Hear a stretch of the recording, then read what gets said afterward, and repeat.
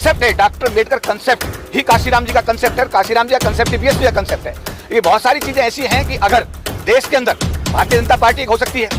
इसके बाद कांग्रेस भी हो सकती है, इसके बाद में पीपल्स पार्टी ऑफ इंडिया भी हो सकती है, इसके बाद और बहुत सारी पार्टी हो सकती हैं। तो समाज के चहुमुखी विकास करने के लिए अगर बीपी अशोक साहब को कहीं मौका मिल रहा है, चंद्रशेखर आजाद जी को कहीं मौका मिल रहा है, मायावती जी को मौका मिल रहा है, मुझे एक लोक जनशक्ति पार्टी के राष्ट्रीय महासचिव को मौका मिल रहा है, तो समाज सभी लोग समाज के कार्य करने के लिए समाज के प्रति समर्पित हैं। इसमें किसी पार्टी के विरोध के रूप में इसे देखा नहीं जाना चाहिए।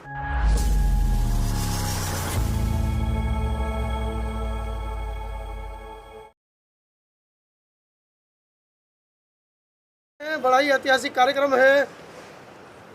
25 करोड़ का बुद्ध विहार बना रहे हैं आप बोधगया में, क्या कहना है इस पर? देखिए, समाज जब इकट्ठा होता है, एकजुट होता है और जब आपका मिशन में पवित्रता होती है तो ये बौद्ध विहार 25 करोड़ का नहीं, अगर इसको इससे भी बड़ा प्रोजेक्ट अगर होता तो वो भी निश्चित रूप से समाज मिलजुल के बनाने में कामयाब हो जाता। आज ये तय हुआ है कि जो ट्रस्ट है प्रज्ञा भूमि ट्रस्ट, इसमें ट्रस्टियों की संख्या बढ़ाई जाएगी। 1-1 लाख रुपए के 250 ट्रस्टी पूरे कंट्री 2500 ट्रस्टी पूरे कंट्री से वर्ल्ड से बनाए जाएंगे और सभी लोगों से बात करके सभी लोगों का इसमें ट्रस्टी बनाने के बाद में 1-1 लाख रुपए जमा करा करके जो कि 25 करोड़ के आसपास का ये धनराशि बनती है और इसको गया की ऐतिहासिक भूमि पर समाज को समर्पित किया जाएगा। और मुझे लगता है क्योंकि ये एक पायस कॉज है, पवित्र काम है, इसमें समाज का पूरे देश और दुनिया के जो बुद्धिस्ट है उनका समर्थन निश्चित रूप से प्राप्त होगा। तो साहब 1 लाख रुपए आप पहले दे चुके हैं, 1 लाख के ट्रस्टी और बन गए हैं, कहाँ से इतना माल आ रहा है?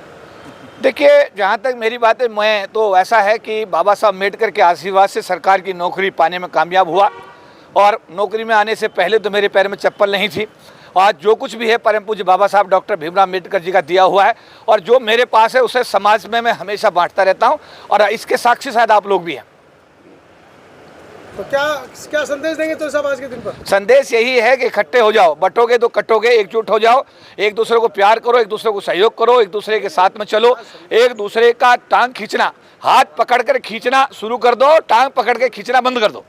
जो आज की डेट में जो स्थिति है, लोग टांग पकड़ के खींचने में बड़े माहिर हैं हमारे समाज के लोग। मैं उनको आह्वान करता हूं कि भैया टांग छोड़ करके हाथ पकड़ के खींचना शुरू कर दो। समाज जो है सम्मानजनक स्थिति में निश्चित रूप से आ जाएगा। और ये जो बौद्ध विहार का आज जो चिंतन मंथन हुआ है, इसमें सब लोग संकल्प लें। 1 लाख रुपया कोई बहुत बड़ी रकम नहीं है। याद करो, नौकरी में आने से पहले आपके पास क्या था और नौकरी में आने के बाद आपके पास ऐसी कौन सी चीज़ नहीं है, और सब चीज़ अगर बाबा साहब ने आपको दी है तो अब इस बौद्ध विहार जो कि हम सब के लिए, एक हमारे समाज के लिए, मैं सकता हूँ ये सम्मान का प्रतीक साबित होगा। बच्चों के लिए पढ़ने के लिए वहाँ हॉस्टल होंगे, आप लोग जब गया जाएंगे आपके रहने के लिए वहाँ पर गेस्ट हाउस होंगे, वहाँ से पूरी दुनिया के लोग वहाँ पर उनको कैडर दिया जाएगा, बुद्धिज्म की शिक्षा दी जाएगी। तो मुझे लगता है ये बौद्ध विहार आने वाले समय में समाज के लिए मील का पत्थर साबित होगा। हम थोड़ा थोड़ा कंट्रीब्यूट करेंगे तो एक बहुत बड़ी उपलब्धि हम निश्चित रूप से प्राप्त करने में कामयाब हो जाएंगे। और मैं यही कहूँगा कि 2500 लोग पूरे देश से निकलें, 1-1 लाख रुपए का वो अपना इसमें ट्रस्टी बने और इस बुद्ध विहार को बना करके भारत के सामने एक ऐसा आदर्श प्रस्तुत करें जिससे न केवल अकेला बौद्ध विहार बने बल्कि पूरे देश में कोने कोने में से बौद्ध विहार बने। चौधरी साहब, देखा जाए राजनीतिक परिप्रेक्ष्य की बात की जाए, पहले आरएलडी और अब जो है लोक जनशक्ति पार्टी क्या करना चाहते हैं इस देश में? देखिए, ये काशीराम जी का जो कंसेप्ट है, अगर हम उसको जीवन में उतारते हैं और समझते हैं, उन्होंने कहा जब तक राजनीतिक सत्ता की चाबी आपके हाथ में नहीं आएगी, जब तक बहन कुमारी जी 3 बार 4 बार, अगर 3 बार वो मुख्यमंत्री बनी तो वो दूसरे दलों के सहयोग से बनी, अगर वो नहीं बनती तो शायद समाज का जो काम वो नहीं कर पाती, और चौथी बार फिर वो अपने दम पर भारत के सबसे बड़े प्रांत की मुख्यमंत्री बनी। तो ऐसा है कि जब तक सत्ता की चाबी हमारे समाज के हाथ में नहीं आएगी तब तक हम भिखारियों की तरह भीख ही मांगते रहेंगे, क्योंकि सत्ता जिन लोगों के हाथ में होगी उनकी मर्जी है। Beggars can never be choosers. भिखारी की अपनी कोई मर्जी नहीं होती, भिखारी को देने वाले की मर्जी दे ना दे। इसीलिए हमने ये सोचा है, पहले हम जैसे राष्ट्रीय लोकदल में गए, वहाँ हमें उम्मीद थी कि समाज के मुद्दे वहाँ पर निश्चित रूप से उठाए जाएंगे, लेकिन वहाँ देखा कि बाबा साहब अम्बेडकर का सम्मान नहीं, समाज का सम्मान नहीं। वहाँ से हमने अपने राष्ट्रीय महासचिव पद से त्यागपत्र दिया। माननीय चिराग पासवान जी ने हमको तुरंत जो है अपनी पार्टी में राष्ट्रीय महासचिव बना के पंजाब का प्रभारी और कई स्टेट का प्रभार दिया, अनुसूचित जाति जनजाति मामलों का प्रभार दिया है। और हमें उम्मीद है कि उनकी पार्टी रामविलास पासवान जी, जो करीब 5 दशक तक भारत की राजनीति में छाए रहे, कैबिनेट में मिनिस्टर रहे, बाबा साहब मिशन के सिपाही हैं, उनके बेटे चिराग पासवान केंद्र सरकार में इस समय फूड प्रोसेसिंग इंडस्ट्रीज़ के मिनिस्टर हैं। उनके 19 MLA बिहार में हैं, 2 उनके कैबिनेट मंत्री हैं, SC ST आयोग का चेयरमैन बिहार में हमारी पार्टी का है और 5 सांसद हमारे संसद में हैं और 1 हमारा सांसद जो है SC ST पार्लियामेंट्री कमेटी का मेंबर है।